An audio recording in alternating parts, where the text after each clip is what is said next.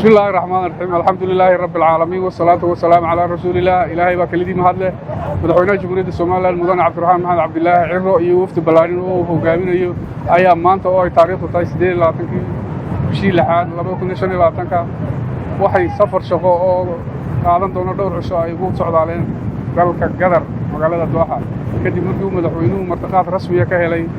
dawladda dalka Qatar wafdiga madaxweynaha waxa ku helinaya wasiirka wasaaradda arrimaha dibadda wasiirka wasaaradda arrimaha gudaha madaxtooyada wasiirka diinta iyo awqaafta la taliyaha madaxweynaha arrimaha dhaqaalaha iyo madaxa xafiiska madaxweynaha ama chief of staff madaxweynuhu muddada uu ku sugan yahay dalka Qatar wuxuu wada hadallo la yeelan doonaa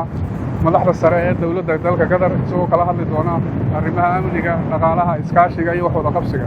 waxa xusid mudan madaxweynuhu iyo wafdigiisu waxay ku socdaaleen diyaarad khaas ah oo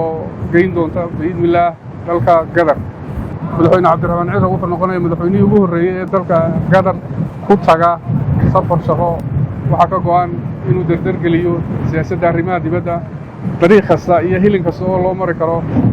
dardargelinta siyaasadda arrimaha dibadda Soomaaliland madaxweynaha way ka go'an tahay xukuumaddiisa